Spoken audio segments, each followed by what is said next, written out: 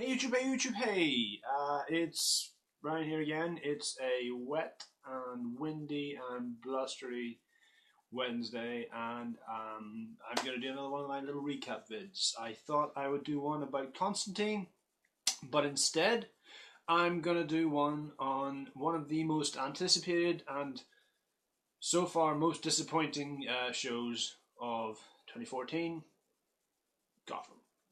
Now, um, there was so much hype for this going into it, man. I mean, like, arguably more so than Flash.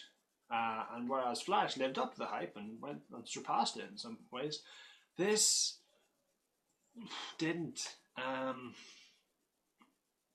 get into the premise of it, right? I mean, effectively, um, the show begins with the murder of the Waynes, and we all know where that goes. Um, you know, nice, do-gooding, upright detective Jim Gordon shows up, played by Ben McKenzie from the OC and I don't know, some other cop show I've never heard of.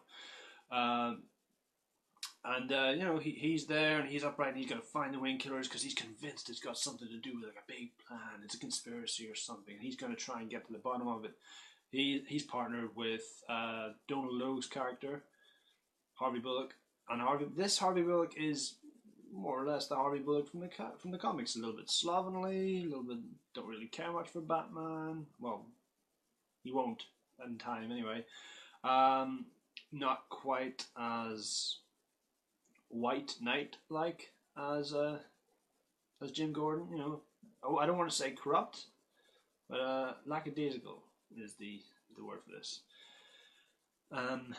It's basically about these two guys. You know, and they're effectively and by the end of the first episode, they reckon they've got the winning killers. Gordon's convinced the guy was a patsy. He keeps looking into it. It turns out, as it unravels, we find out that it's this conspiracy going right up to the top, and it's got something to do with the crime war between Carmine Falcone and Sal Maroni, who guys will know from the Dark Knight movies and Long Halloween. So, yeah, it's kind of that's the main storyline. Storyline B, I suppose, would be the machinations of the Penguin, who is one of my favorite characters in this. It's so weird. If you told me a year ago the best thing about a Batman prequel series would be the Penguin, I would have went.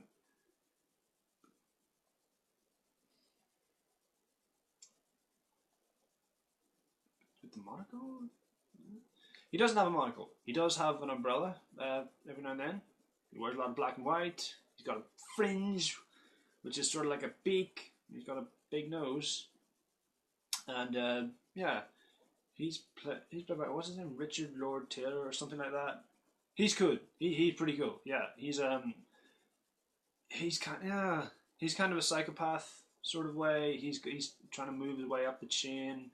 He's by the time we get to Oswald Cobblepot as we know him from the comics, who is freakish looking mob boss, with a monocle, a top hat, and all that.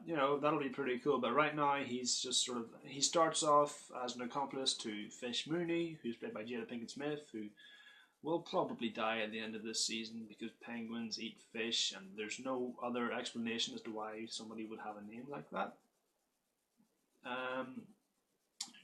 Trace him. Jim Gordon pretends to shoot him, or pretends he's killed him at the end of the first episode. He resurfaces, he comes back to Gotham, he's working for one crime lord, then underneath he's working for another crime lord.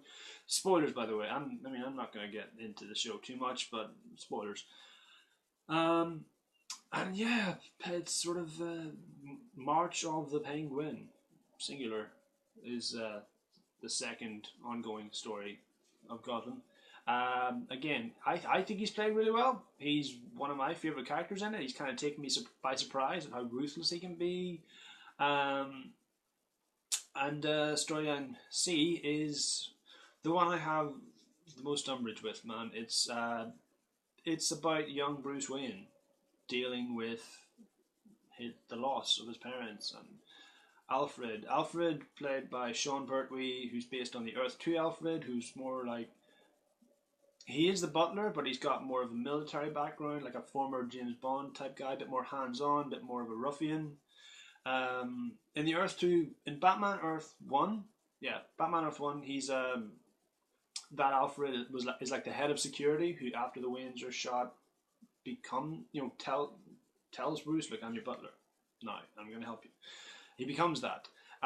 This Alfred, played by Sean Pertwee, is sort of modeled against that, where he's a bit more, oh, yes, this way, sir. No, not so much that, but kind of a bit more, you would get your bloody ass down from there, and all that, shouting at him from standing on a roof and stuff. Yeah, not quite as the gentleman's gentleman as we've come to expect from Alfred, which is good. I like that. You see the tilt I've got going on here with the screen?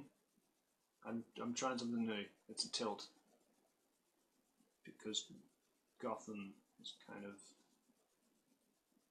tilty. It's not quite straight. Anyway, yes, it's all meaning, man. It's all of this. All of these videos are art, man. Because Gotham, right? It's like it doesn't know what it wants to be, and that's that's actually a very valid case for this. It's you go in, if you've read comics, you go in thinking, all right, this is going to be like Gotham Central by Ed Brubaker. Great series, all about the cops in Gotham. Batman only appears every now and then. It's they deal with the mobs, they deal with the low rent villains, and then obviously Joker, Mr. Freeze, I mean things like that. That's pretty cool. And then another one would be Year One. Again, it's very police specific. You think it's going to be like that. It's nowhere near as good as that. It's too serious to be wacky, and it's too wacky to be completely serious. It's not an engaging cop drama. It's just sort of... It wants to be CSI Gotham. Instead, it's just Gotham, where Balloon Man exists, and there's a guy with a goat mask who's been hypnotized into murdering people. And Black Mask is Roman Sionis as they do sort of run out the Batman villains quite regularly. But again, it's the same as Smallville. It's like if they've encountered this many villains before they've even put on the mask, then that's just like, what's he gonna do when he becomes a fully fledged superhero? I don't know. Getting back to the Bruce Wayne though, the kid who plays Bruce Wayne, pretty solid, great eyebrows, and a really good kid actor. But my problem is he shouldn't even be in it. It should be just the Gotham cops. It should be just that and nothing else. Just them solving crimes, working out conspiracies, dealing with corruption, with the criminals and the Gotham's elite and all that. It should just be that. And then we don't need the big characters. We don't need the big guest stars to show up every now and then. Harvey Dent showing up every now and again. He's okay, but the guy who plays him is terrible. It's like, oh, I can see he's kind of two-faced there because he's betrayed Jim Gordon. Blah. Yeah. I mean, let's deal with crime bosses. Let's deal with let's deal with the lower tier guys first. What about like Calendar Man or Mr. Pig or things like that? Yeah, I don't know. Anyway, by the time you watch this, I know Gotham is back in the States. It's not going to be back over in the UK here till February, I'm hearing. But like I said, I'm just doing this recap. It sort of ends with Jim Gordon going up against the mob and being removed from office. He doesn't resign because that's what the people want. That's what his enemies would want. He ends up being demoted to like a security guard at Arkham Asylum. His wife is run off to be a lesbian with Renee Montoya, who you might recognize from the comics. I don't know if she's a lesbian in that, but they live in this big swanky watchtower apartment, and that's really it, man. You don't really get Jim Gordon's motivation for any of this. He's an honest cop. That's it. I mean, even in Year One, you see, yeah, he's an honest cop. He doesn't have a lot of love for Gotham, but he's He still had an affair with Sarah Essen, so he's an honest cop, but he's not. He can still be a bit of a bastard, you know.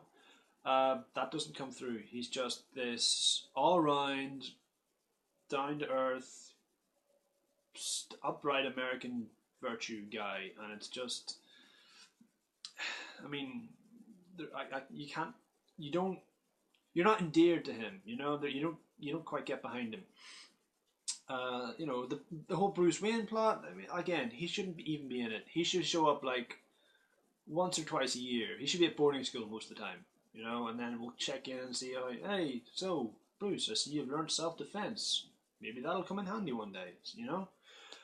Um, they and they're yeah, like I said, Penguin's sort of my favorite character, but there's a lot of characters who I could do without. They've got young Catwoman in this, who's called Selena, but prefers to be called Cat.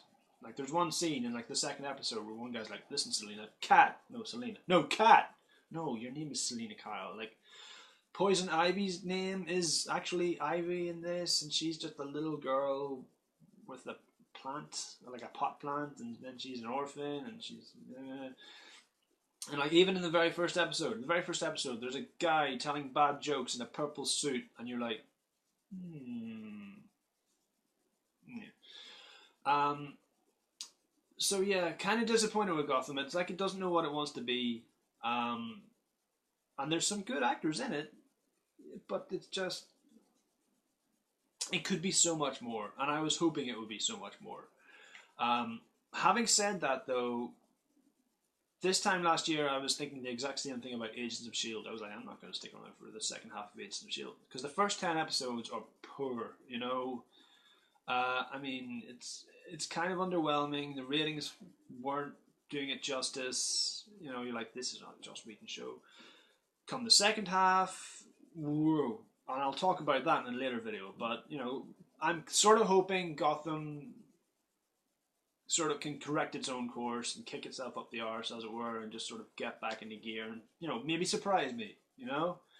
And show me that, hey, all is not lost. This could still be a pretty awesome show.